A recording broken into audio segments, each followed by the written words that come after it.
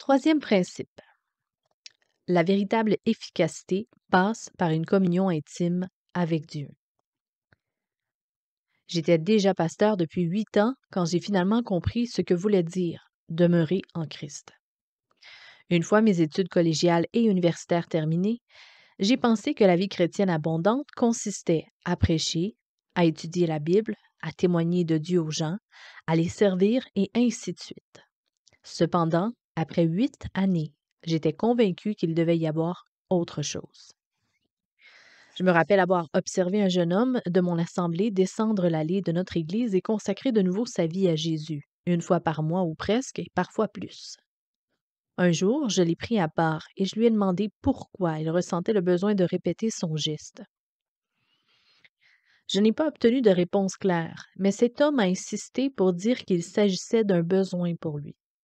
C'est alors que je me suis mis à réfléchir à cet acte de consécration répétée et à me demander pourquoi les gens font cela.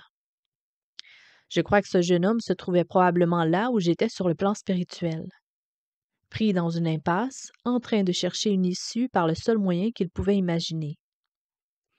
À cette époque, je prêchais sur l'Épître aux Galates, et parvenu au chapitre 5, la préoccupation m'a vraiment saisie.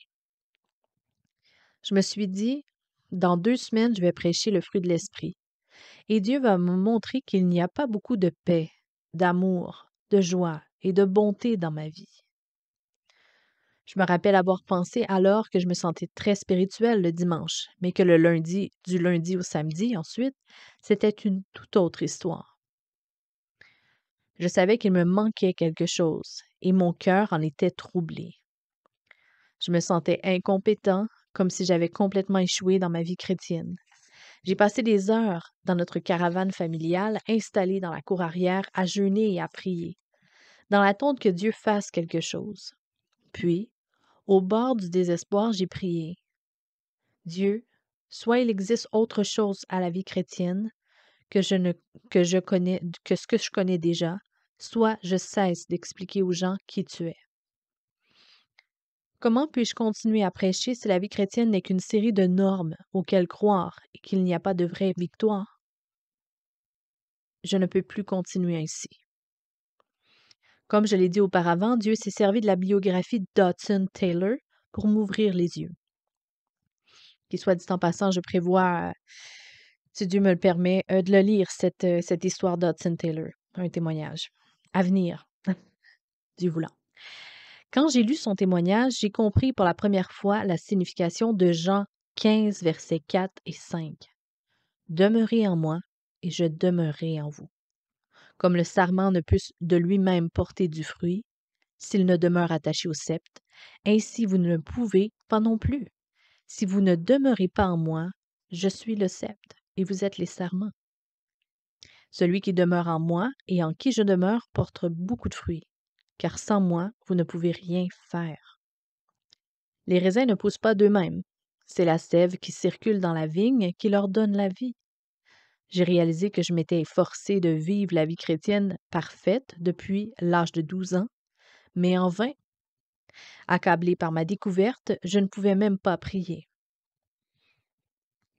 Je suis simplement tombée à genoux, et pour la première fois, j'ai réalisé que je n'étais pas censée vivre la vie chrétienne, mais que je devais plutôt laisser Christ la vivre à travers moi.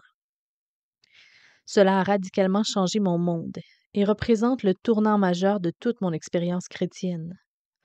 Depuis ce temps, je prie ardemment pour chaque personne qui reçoit le Seigneur Jésus-Christ comme son Sauveur, qu'il ait une relation intime avec lui. Une passion de connaître Dieu. Êtes-vous animé du désir ardent, intense et irrésistible de connaître Dieu? Votre relation avec lui est-elle exaltante et passionnante ou superficielle et vide? Connaître Dieu devrait être la poursuite de toute une vie pour chaque croyant. Au cours de son ministère, l'apôtre Paul était consumé par l'ardent désir de connaître la personne de Jésus-Christ. À l'église de Philippe, il a écrit « Mais ces choses qui étaient pour moi des gains, je les ai regardées comme une perte à cause de Christ. Et même, je regarde toute chose comme une perte à cause de l'excellence de la connaissance de Jésus-Christ, mon Seigneur, pour lequel j'ai renoncé à tout. Je les regarde comme de la boue afin de gagner Christ. Il poursuit un petit peu plus loin. Ainsi, je connaîtrai Christ et la puissance de sa résurrection et la communion de ses souffrances en devenant conforme à lui dans sa mort. Et un petit peu plus loin. Mais je cours pour tâcher de le saisir puisque moi aussi, j'ai été saisi par Jésus-Christ. Philippiens 3, verset 7, verset 8, verset 10 et verset 12.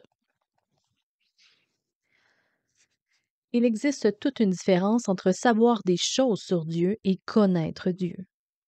Beaucoup trop de gens savent des choses sur Dieu sans toutefois vraiment connaître la personne de Jésus-Christ. Leur relation avec lui, s'ils en ont une, est très superficielle. Connaître Jésus-Christ veut dire que nous comprenons de plus en plus qui il est en cultivant une relation intime avec lui. Trop de chrétiens se contentent de connaître Jésus seulement comme leur sauveur. Ils sont certes reconnaissants pour le pardon de leurs péchés et pour le ciel qui les attend, mais ils sont satisfaits ainsi. Ils ne cherchent pas à connaître le vrai sens de la vie éternelle. Connaître Jésus. Jean 17, verset 3. J'ai conseillé beaucoup de gens qui ne parvenaient pas à intégrer Dieu dans la réalité de leur vie, et peu importe leurs efforts. Nos églises abondent de gens qui, par devoir, lisent leur Bible, prient et fréquentent des assemblées, mais qui semblent être en mode pilotage automatique sur le plan spirituel. Ils font les choses machinalement sans avoir de relation intime avec Dieu. Je sympathise avec ceux et celles qui vivent cette situation. Cependant, la faute leur revient, car en réalité, si j'en crois les cas que j'ai rencontrés, ces gens n'avaient pas tout abandonné à Dieu. Un jeune homme chrétien m'a carrément déclaré un jour, « Eh bien, je ne pourrai jamais être meilleur que maintenant et je ne pourrai pas faire mieux non plus. » C'était la première fois que j'entendais quelqu'un me dire, sans ménagement, « Ne comptez pas sur moi pour m'améliorer. C'est ce que je peux faire de mieux. » Chaque fois que vous tracez plutôt une limite entre vous et le Seigneur, Jésus concernant une question, vous choisissez forcément l'échec. En refusant de mettre quelque chose sur l'autel pour Christ, si petite soit-elle, nous limitons notre relation avec lui et nous fermons la source même de notre vie. Nous définissons souvent plus rigoureusement que Dieu le fait. Et à cause de notre stupide égoïsme, nous nous privons de ce que Dieu a de mieux pour nous. Si pour nous quelque chose compte plus que Christ, nous ne connaîtrons jamais la plénitude de son amour. Parce que Dieu nous aime, il nous corrigera. En définitive, nous nous soumettrons peut-être à lui ou nous insisterons pour en faire à notre tête et mourrons ainsi sans avoir obtenu notre plus grande récompense dans la vie. Rien ne plaît davantage à Dieu que notre abandon complet, et il la récompense abondamment. Jésus a dit, « Je ne mettrai pas dehors celui qui vient à moi. » Jean 6, verset 37. Quand notre relation avec Dieu s'appauvrit, ce n'est jamais sa faute. Car plus que toute autre chose, notre Père céleste veut une relation intime avec ses enfants. Paul n'était jamais satisfait quand il était question de connaître Christ. Il avait toujours faim et soif de plus, et il avait réalisé que Dieu se révélerait à lui dans la mesure où il désirerait le connaître. Il voulait expérimenter la puissance de la résurrection du Seigneur dans ses efforts quotidiens et voir le Christ ressuscité à l'œuvre dans ses projets personnels. Combien il est dangereux de penser que nous pouvons atteindre un palier dans notre relation avec Jésus-Christ. La foi chrétienne ne compte pas de points morts. Si nous cherchons le statu quo, nous pouvons être certains de rétrograder, de ne pas avancer dans notre connaissance personnelle de Jésus-Christ. Connaître Jésus comme notre Seigneur réorganise radicalement nos priorités, modifie notre perspective sur l'adversité et la réussite, et influence nos relations, ainsi que notre processus de prise de décision. Christ devient l'objectif et le centre de notre vie. Par-dessus tout, nous désirons l'immense paix qui découle de sa connaissance, une paix si grande que nous sommes prêts à subir tout genre de pertes pour pouvoir expérimenter sa présence et son œuvre dans notre vie. Notre prestige, nos possessions, nos pertes ou nos douleurs sont comme de la boue quand on les compare au bonheur de connaître Jésus. Philippiens 3, verset 8. Découvrir sa fidélité, expérimenter son aide et embraser ses plans donne un sens à chaque domaine de la vie. Paul estimait que connaître Jésus-Christ par des expériences personnelles était le but ultime de la vie. Il était prêt à subir le dur traitement et à l'emprisonnement si l'adversité contribuait à une meilleure connaissance de son Sauveur. Il pouvait tolérer ses afflictions parce qu'il les considérait à la lumière d'un but spirituel plus vaste. Expérimenter et connaître la toute-suffisance de Christ dans chaque situation. Êtes-vous arrivé au point où vous pouvez affirmer comme Paul que vous dépendez de Christ? Êtes-vous prêt à considérer tout ce que vous estimez comme une perte si cela signifie grandir dans la grâce et dans la connaissance de Christ? Connaître Christ est-il votre objectif suprême? Le prophète Osée a écrit: Connaissons, cherchons à connaître l'Éternel. Sa venue est aussi certaine que celle de l'aurore. Il viendra pour nous comme la pluie du printemps qui arrose la terre. Osée 6, verset 3. Les promesses de Dieu sont certaines, et si nous disposons notre esprit et notre cœur à le connaître, il ouvrira nos yeux et nos oreilles spirituelles en se révélant de façon merveilleuse et souvent inattendue. Même si le monde offre des substituts attrayants, rien ne peut se comparer à la valeur d'une relation véritable, croissante et passionnée avec Jésus-Christ. En Colossiens 2:3, nous lisons que tous les trésors de la sagesse et de la connaissance sont cachés en Christ. Quand notre principale passion est de connaître Dieu, il nous assure qu'il pourvoira à nos besoins. Matthieu 6, verset 33. Comment faire de connaître Christ notre objectif suprême? Pour passer du temps avec le Seigneur et entendre sa voix, nous devons rechercher la tranquillité. Reconnaissons que nous cherchons quelque chose, c'est-à-dire une réponse à un besoin urgent, par exemple. Puis, lisons et méditons sa parole. Ensuite, faisons-lui connaître notre besoin et attendons sa réponse. Souvent, cette dernière ne nous vient pas quand nous prions, mais quand nous ne prions pas. D'ailleurs, je pense parfois que Dieu tarde à nous répondre afin que nous ne prenions pas l'habitude de faire des prières comme si Dieu était une machine distributrice. En le priant et en attendant sa réponse, nous l'attendons parfois nous répondre à travers des circonstances ou d'autres révélations. Pendant mes moments de prière, j'avais l'habitude de m'étendre sur le plancher. À cause de problèmes de dos, je ne peux plus le faire. Mais j'ai appris que lorsque je me lève tôt le matin, la meilleure chose que je puisse faire, c'est de m'asseoir dans mon lit. Je ne sors pas du lit, parce que sinon je perdrais inévitablement ma concentration. Je commence alors tout de suite à demander à Dieu de parler à mon cœur et de me montrer ce que je dois faire. Plus nous passons du temps avec le Seigneur, plus sa voix nous devient familière. On ne se demande plus si c'est lui qu'on entend ou non. Toute confusion se dissipe. Nous savons alors que Dieu nous parle, et quand nous entendons sa réponse, nous pouvons affronter le monde. Nous pouvons alors être certains que Dieu exécutera ce qu'il s'est proposé, car il tient toujours parole. Au cours de toutes mes années de ministère, la fidélité de Dieu à mon égard n'a jamais bronché. Il a toujours tenu chacune de ses promesses qu'il m'a faites. Bien sûr, il y a des moments où j'ai voulu et que je voudrais l'y forcer.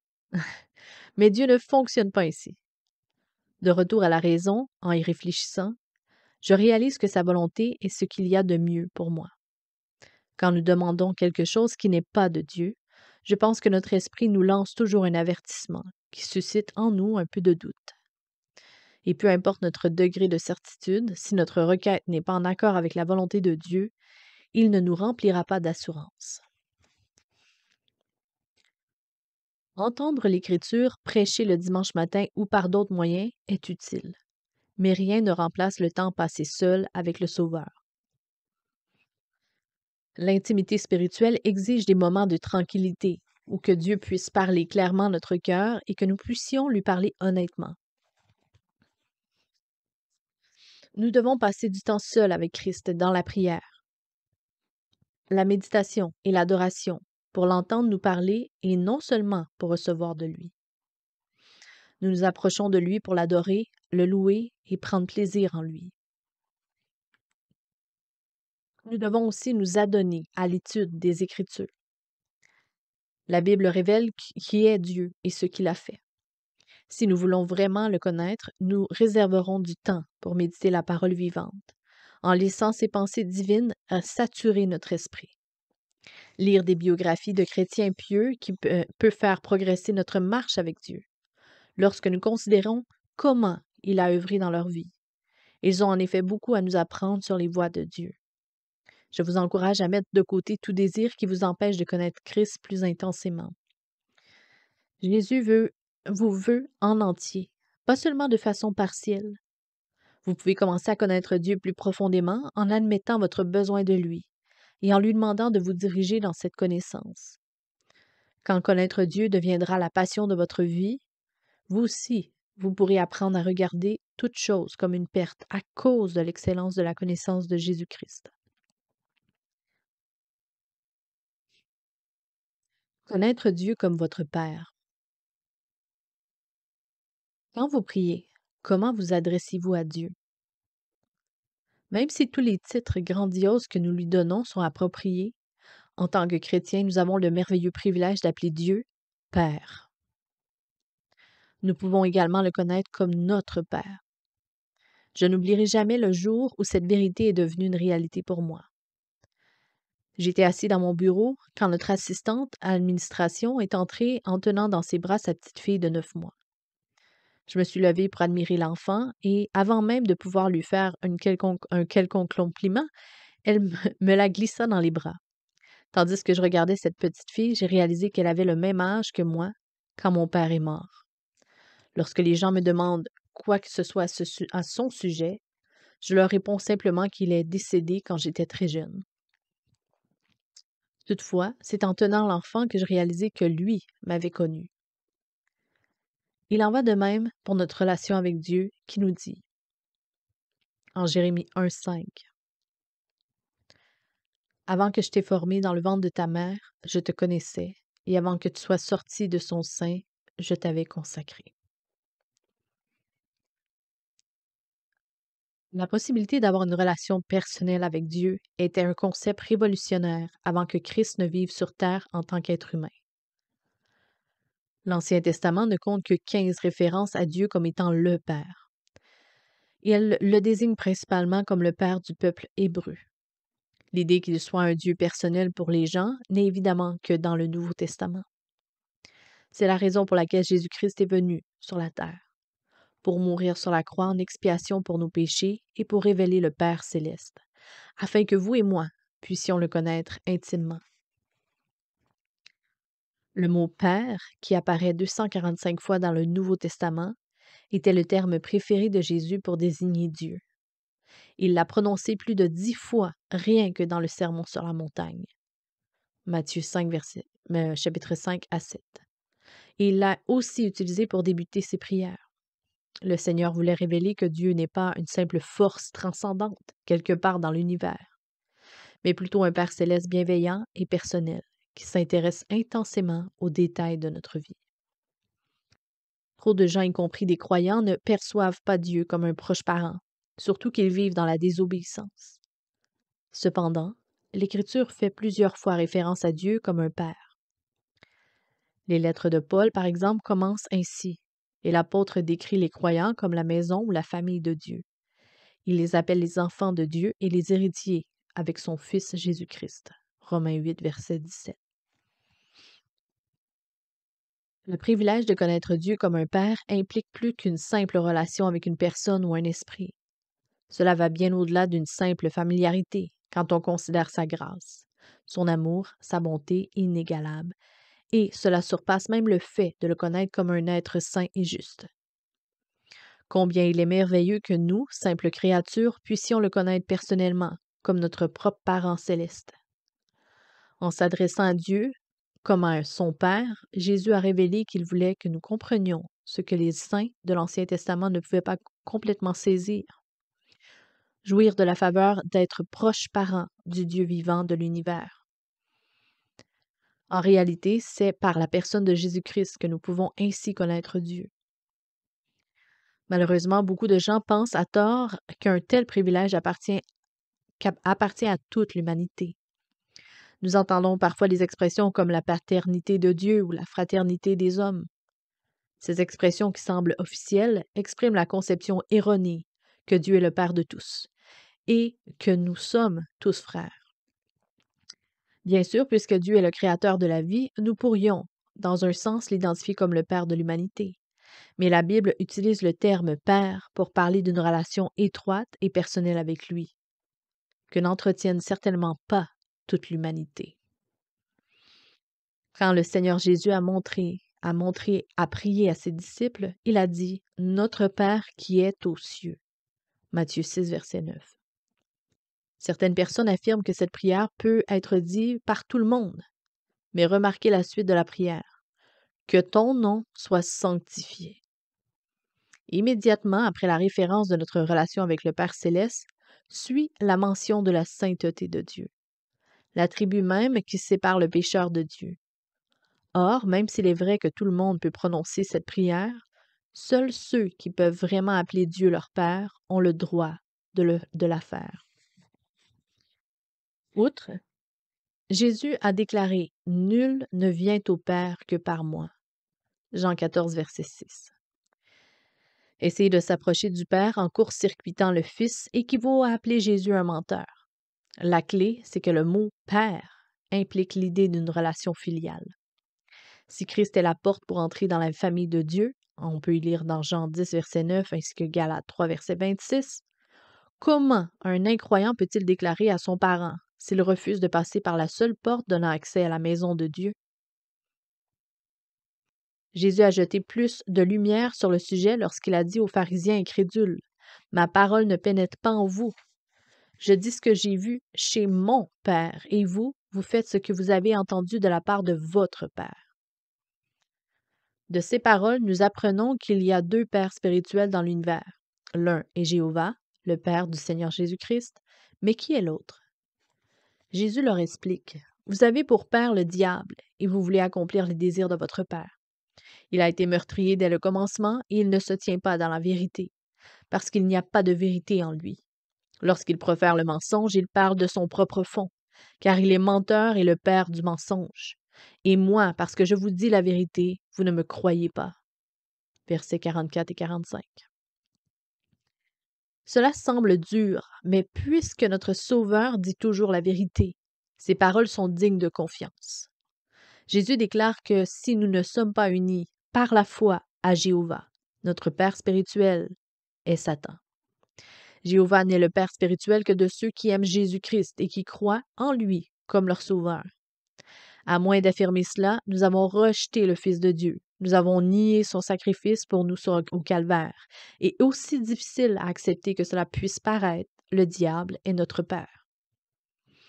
Si vous ne savez pas exactement à quelle famille vous appartenez, prenez un moment pour vous demander, est-ce que j'utilise le nom de Dieu comme pour blasphémer et que l'instant d'après je dis croire en lui? Est-ce que je l'invoque pendant une crise mais n'en tiens pas compte à d'autres circonstances? Est-ce que j'aime Jésus? Rappelez-vous ceci. La Bible mentionne que si vous ne connaissez pas le Fils, vous ne pouvez connaître le Père. Jean 14, verset 6.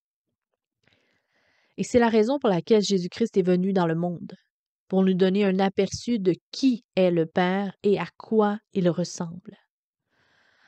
En Jean 1, verset 18, il est écrit « Personne n'a jamais vu Dieu.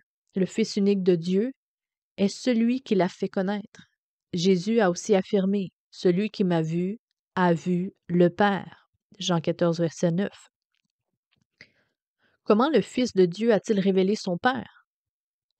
Il a appelé les enfants près de lui et les a pris dans ses bras. Il a guéri des malades et pourvu aux besoins des gens.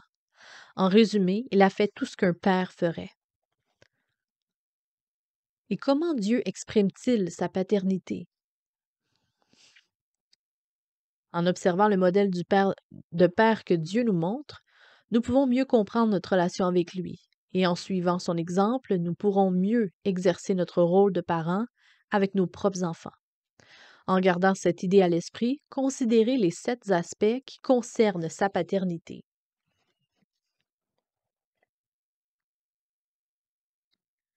Dieu désire une relation intime avec nous.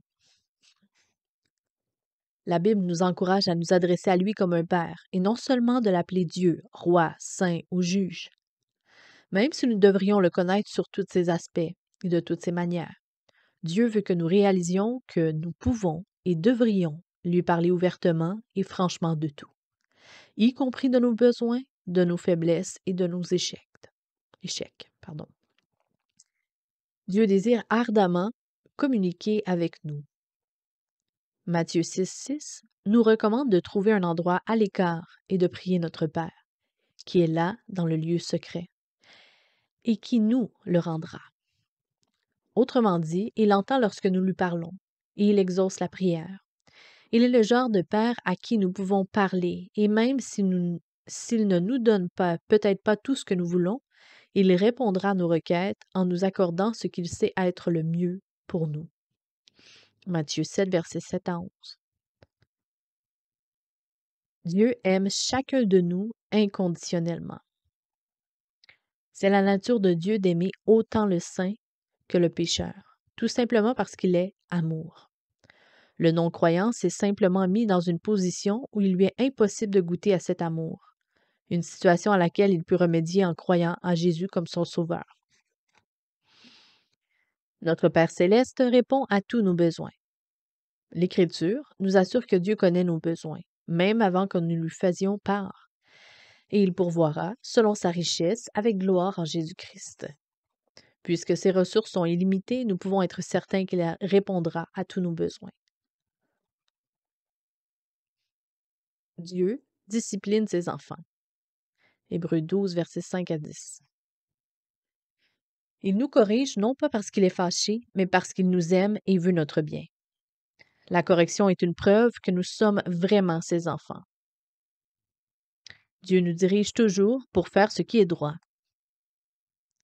Jésus a dit que le Saint-Esprit, notre consolateur, nous dirigera dans toute la vérité. Dieu ne nous conduit jamais dans la mauvaise direction et il aplanira notre sentier si nous lui faisons confiance plutôt que de nous fier à notre propre intuition. Proverbe 3, versets 5 et 6.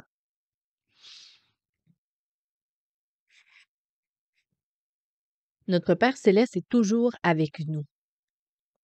Même si les parents terrestres ne peuvent garantir de toujours être présents physiquement auprès de leurs enfants, d'une certaine manière, ils peuvent l'être. Par exemple, je peux encore entendre la voix de ma mère prononcer mon nom pendant qu'elle priait pour moi. Je me souviens encore des requêtes précises qu'elle faisait pour moi et je continue à ressentir sa compassion et son amour, elle qui se préoccupait tant pour moi. Même si j'ai quitté la maison à 18 ans pour poursuivre des études universitaires, je ne suis jamais vraiment partie de la maison. Je continue toujours à relever le défi que ma mère me lançait, c'est-à-dire de faire de mon mieux en tout. Or, plus que cela, Dieu a promis de ne jamais nous quitter ni nous abandonner. Hébreux 13, verset 5. Et son esprit, qui vit en nous, est toujours disponible pour nous guider et nous inspirer. Connaissez-vous Dieu comme votre Père céleste? Sinon, sachez qu'il est prêt à vous adopter dans sa famille. Romains 8, verset 15, Galates 3, verset 26. Tout ce qu'il faut, c'est de croire en son Fils Jésus-Christ, comme votre Sauveur personnel. En Jean 1, verset 12, il est dit « Mais à tous ceux qui l'ont reçu, il a donné le droit d'être enfants de Dieu, savoir à ceux qui croient en son nom. » Version Darby. Pourquoi Dieu parle-t-il? Le Dieu que nous servons n'est pas une divinité distante et silencieuse. Il communique avec sa création depuis le commencement, parfois avec une voix audible, mais également par d'autres moyens. Depuis le premier siècle, il nous parle par son Fils, Jésus-Christ. Hébreux 1, verset 2. Et il continue de parler lorsque nous lisons l'Écriture, prions et cherchons des conseils judicieux auprès de d'autres croyants. Vous vous demandez peut-être pourquoi Dieu voudrait-il communiquer aujourd'hui? Qu'y a-t-il donc à nous dire? Je crois que Dieu parle pour plusieurs raisons. Premièrement, il nous aime et désire entretenir une relation intime avec ses enfants. Comme pour n'importe quelle relation qui se développe, la conversation doit couler dans les deux directions. Nous devons vouloir non seulement lui parler, mais aussi l'écouter. Deuxièmement, Dieu nous parle pour nous diriger. Le peuple de Dieu d'aujourd'hui a autant besoin de sagesse et de direction que les saints de la Bible. Nous avons encore besoin de ses conseils en ce qui a trait aux finances, à la famille, à notre carrière, à l'Église, à notre santé et à la vie de tous les jours. La sagesse divine est essentielle si nous désirons prendre de bonnes décisions. C'est pourquoi Dieu a envoyé le Saint-Esprit pour nous servir de guide et d'enseignant. Jean 16, verset 13, Jean 14, verset 26. Troisièmement, l'Esprit agit en nous par illumination. Cela se produit lorsque nous lisons la parole de Dieu et que soudainement son message devient clair. Si nous voulons que l'Esprit nous révèle les vérités profondes de Dieu, nous devons lui fournir la matière nécessaire en nous nourrissant régulièrement des paroles de l'Écriture et qu'ainsi il puisse nous aider à comprendre leur signification. Quatrièmement, Dieu veut aussi communiquer avec nous pour nous consoler et nous rassurer. Dans l'Écriture, le Seigneur a parlé à de nombreuses personnes accablées par les épreuves et la persécution. Se rappeler sa souveraineté sur leur situation a fortifié leur foi. Nous ne sommes pas différents des personnages des temps bibliques. Tout comme les enfants d'Israël avaient besoin de l'assurance de Dieu pour traverser la mer Rouge, vous et moi, qui vivons des expériences turbulentes, avons aussi besoin que notre foi soit fortifiée. Cinquièmement, Dieu nous parle parce qu'il veut que nous le connaissions. Et j'estime que c'est la raison principale. Toutefois, même si nous ne saisirions jamais parfaitement toutes les facettes et les merveilles de Dieu, il désire que nous passions notre vie à le découvrir de plus en plus profondément. Il nous parle, à nous, ses enfants, pour nous révéler davantage de ses qualités infinies. La voix de notre Père. Dieu se sert d'un certain nombre de moyens pour communiquer avec nous. Il parle par sa parole et le Saint-Esprit, de même que par des gens et des circonstances.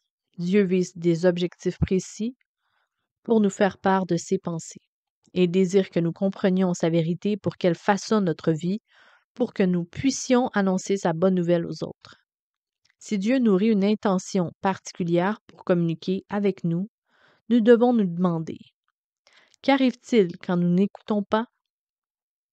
On trouve la réponse aux premières pages de la Bible dans le récit d'Adam et Ève. Nous savons que Dieu a parlé très explicitement au premier homme, en l'instruisant de ne pas manger de l'arbre de la connaissance du bien et du mal. Et or, le premier homme et la première femme avaient parfaitement compris le commandement divin, mais ils n'y ont pas obéi. Leur désobéissance marque le commencement du problème du péché de l'homme et qui a tourmenté la race humaine dans toute l'histoire. Chaque personne née après ce couple, à l'exception du Seigneur Jésus-Christ, est entrée dans ce monde avec une nature pécheresse qui vient d'Adam. Vous et moi n'avons jamais rencontré une personne parfaite. Péché, souffrance, épreuves, problèmes, guerres, meurtres et violences remontent tous au Jardin d'Éden. Malheureusement, ce qui s'est produit dans la première famille, il y a bien des siècles, se produit sous une forme quelconque dans chaque famille depuis ce jour. Comme Adam et Ève, dès que nous recevons des instructions de Dieu, nous aussi sommes responsables de ce que nous entendons ou lisons. Nous pouvons éviter beaucoup de douleurs et de difficultés en obéissant à la parole de Dieu. Par contre, lui désobéir entraîne de sérieuses répercussions. En étudiant le récit de Genèse 3, nous pouvons identifier 8 conséquences possibles à notre désobéissance. Si nous ne tenons pas compte des instructions de Dieu, voici ce qui peut se passer. Numéro 1. Nous finissons par écouter les mauvaises voix. Genèse 1, versets 1 à 2. Ève avait manifestement bien entendu le commandement de Dieu, et malgré cela, elle a commencé à écouter une autre voix.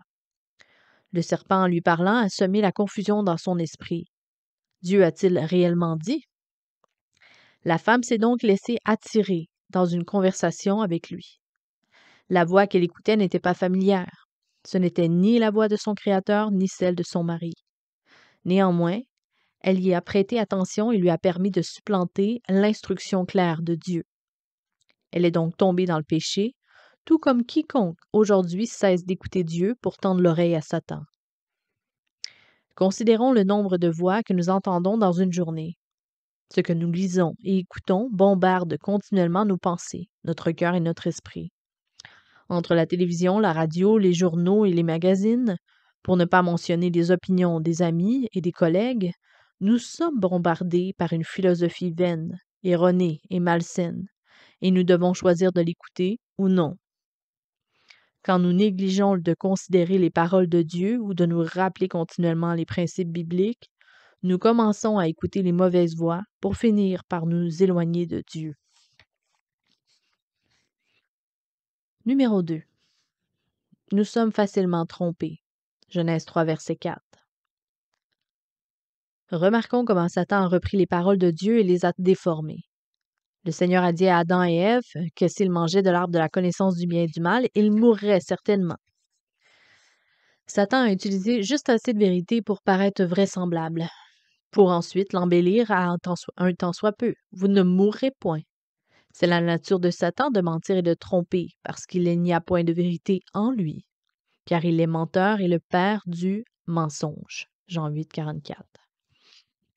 Satan trompe en utilisant non pas la vérité, mais ce qui séduira. Il suggère, tu as besoin de ceci ou de cela, ou voici exactement ce que tu cherches. Il a probablement dit à Ève, maintenant, Ève, il faut que tu comprennes toute la situation. Dieu ne veut pas que tu saches ce qu'il sait, parce que le jour où tu mangeras du fruit de cet arbre, tu deviendras exactement comme Dieu. Il se trouve qu'Ève a appris certaines choses lorsqu'elle a mangé. Combien d'entre nous ont aussi appris des choses qu'ils auraient espéré ne jamais apprendre? Numéro 3. Nous cédons à l'orgueil et à l'indépendance. La racine suprême de tout péché est l'orgueil, et cela revient à dire que nous sommes mieux avisés que Dieu et que nous pouvons prendre la situation en main comme bon nous semble. C'est en réalité un acte de rébellion parce qu'il est impossible d'en savoir plus que Dieu, qui est omniscient, omnipotent et mêlé tous, et parfaitement sage. Il ne nous donne pas ses commandements pour nous rendre la vie ennuyeuse. Chaque interdiction dans la Bible est une expression de son amour pour nous, ses enfants, par souci de protection. Numéro 4. Nous prenons des décisions qui plaisent à la chair. Satan ne nous tente jamais en nous offrant la croissance spirituelle, une merveilleuse vie de prière ou des façons plus efficaces de partager notre foi. Non, le diable fait toujours appel à la chair et non à l'esprit. Les désirs naturels que Dieu nous a donnés ne sont pas mauvais en soi, mais Satan prend ses désirs légitimes et avec notre coopération les déséquilibre. Comme il l'a fait pour Ève, le diable fait appel à 3 forts désirs que nous ressentons tous, les appétits naturels, la beauté et la sagesse. Puis il les tourne à son avantage pour qu'au lieu de seulement désirer ces choses et en jouir, nous commencions à les convoiter et à les laisser nous dominer. Ce que Dieu nous a donné pour notre liberté finit donc par nous asservir. Toutefois, en dépendant du Saint-Esprit, nous pouvons obtenir la sagesse et la direction pour garder ces désirs dans les périmètres que Dieu a prévus pour nous. Numéro 5. Nous excusons nos fautes et blâmons les autres. Quand Dieu a demandé à Adam pourquoi il se cachait, Adam a immédiatement blâmé Ève. En fait, il nous semble même qu'il y a blâmé Dieu de lui avoir donné la femme. En revanche, Ève a blâmé le serpent. Aucun d'eux ne pouvait réellement jeter le blâme sur l'autre, parce que tous deux connaissaient le commandement et étaient donc responsables de leur désobéissance. De toute façon, le diable ne peut pas forcer un croyant à faire quoi que ce soit. Nous pouvons consentir à céder céder à sa tentation, mais nous sommes finalement responsables de notre décision. Les gens aujourd'hui blâment tous et chacun, et des parents et des collègues, la société comme telle. Mais nous devons reconnaître que blâmer les autres ne résout rien et que devant Dieu, nous sommes responsables de nos choix et de notre comportement. Numéro 6. Nous en subissons les conséquences. Les trois parties ont dû faire face aux conséquences de leur désobéissance. Satan a été condamné à être un jour détruit. Ensuite, Dieu a annoncé à la femme que l'homme dominerait sur elle et qu'elle expérimenterait la douleur de l'enfantement. Il a aussi déclaré que l'homme devait quitter le jardin d'Éden et travailler à la sueur de son front pour gagner sa vie. De surcroît, les êtres humains connaîtraient finalement la mort. À ce point, certaines personnes, en considérant les châtiments de Dieu, n'y voient que sévérité. Cependant, en rendant sa justice, la condamnation de leurs péchés, Dieu a fourni à l'homme et à la femme le moyen d'être pardonnés et purifiés. S'il n'avait rien fait pour remédier à la situation, l'humanité serait aujourd'hui éternellement et désespérément séparée de lui. Alors l'Éternel Dieu fit à Adam et à sa femme des habits de peau. Dans tout le livre de la Bible, nous découvrons non seulement la justice de Dieu, mais aussi sa grâce, car il a fait pour Adam et Ève ce qu'ils n'auraient absolument jamais pu faire par eux-mêmes, parce qu'ils ne savaient que faire ni comment le faire. Et si vous n'avez jamais cru en Jésus-Christ comme votre sauveur personnel, vous êtes tout aussi impuissant que l'ont été Adam et Ève. Le seul moyen possible pour que vos péchés soient pardonnés consiste à vous approcher de la croix, sur laquelle Jésus-Christ est mort pour vous. Le pardon de vos péchés est seulement accordé par la grâce du Dieu Tout-Puissant. Il est symbolisé par le sang répandu de l'animal et les habits de peau dont Dieu a revêtu nos premiers parents. Numéro 7. Nous faisons souffrir les autres autour de nous. Nous avons vu comment le péché, ainsi que le malheur qui en résulte, se sont propagés de la première femme au premier homme quand elle lui a offert du fruit défendu. L'angoisse a continué à se répandre à mesure que le péché empoisonnait leur famille. La Bible rapporte que Caïn, le fils aîné d'Adam et Ève, a tué Abel, son frère cadet. Dans la toute première famille de la terre, nous sommes témoins d'un meurtre, suscité par la jalousie et les querelles. Au fil des siècles, Satan a fait d'une chose ou d'une autre semé la discorde, le trouble et l'effusion de sang dans toutes les familles. Nous sommes tous affectés parce que le péché n'est pas quelque chose que nous pouvons isoler. En d'autres termes, si vous et moi péchons contre Dieu, nous blessons aussi quelqu'un. Numéro 8. Nous nous privons de ce que Dieu a de mieux pour nous. En créant Adam et Ève, Dieu voulait qu'ils vivent dans le jardin Éden, un endroit absolument parfait, et Dieu pourvoyait à tous leurs besoins. Et en plus, ils ne ressentaient jamais aucune culpabilité ni honte.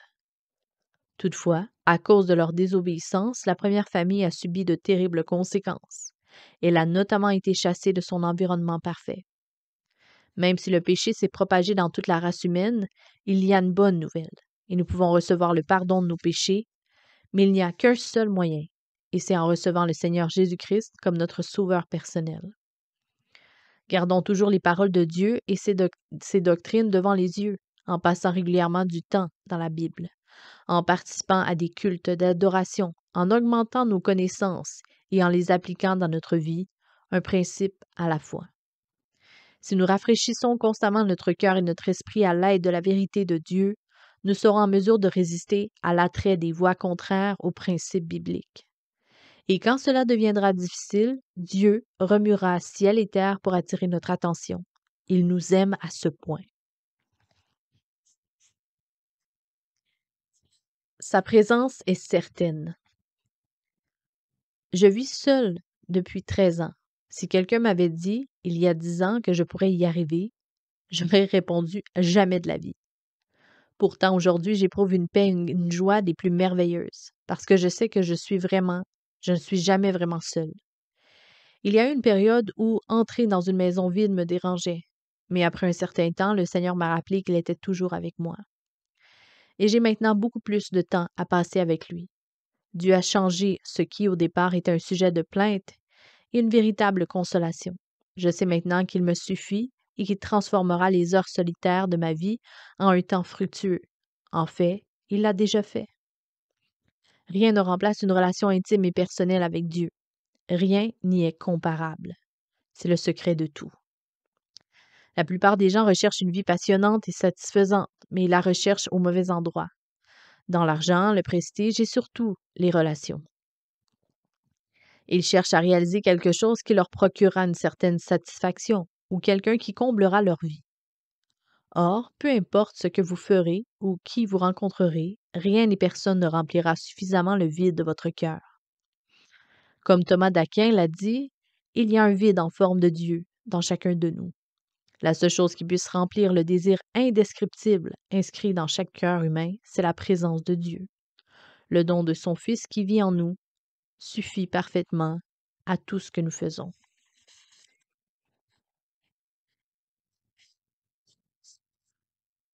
Pour pouvoir faire l'expérience d'une relation intime avec le Père céleste, nous devons véritablement le considérer comme plus important que tous les buts que nous poursuivons dans la vie.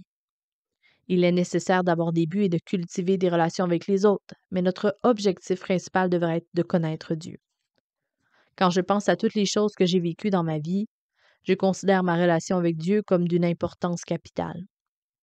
Il a toujours été là pour me rassurer et me faire traverser les épreuves de la vie, peu importe leur degré de difficulté. Suggestions de lecture biblique. Je vous invite à les prendre en note. Jean 1, verset 18, Jean 6, verset 37, Jean 8, verset 37 à 45, Jean 14, verset 6 à 9, Jean 26, verset 15. Pardon, c'était Jean 14, verset 6 à 9 et verset 26. Jean 15, verset 4 à 5. Jean 16. Il y en a un qui me manque, en tout cas. Philippiens 3, verset 7 à 12 et Philippiens 4, verset 19. Osée 6, verset 3. Colossiens 2, verset 3. Matthieu chapitre 5 à 7. Jérémie 1, 5. Romains 8, verset 15 à 17. Jean 10, verset 9. Galates 3, verset 26. 1 Jean 4, verset 8. Hébreux 1, verset 1 et verset 2. Hébreux 12, verset 5 à 10. Hébreux 13, verset 5. Proverbe 3, verset 5 et 6. Genèse 2, verset 16 et 17. Genèse 25, verset 3 et Exode 3, verset 4. Je vais conclure avec la prière qui est inscrite à la toute fin. Cher Père céleste, je reconnais que je ne peux pas fabriquer moi-même le désir de t'aimer aussi profondément que je le devrais. Je te demande donc de m'aider à avoir faim de ta parole et soif d'une communion avec toi. Amen.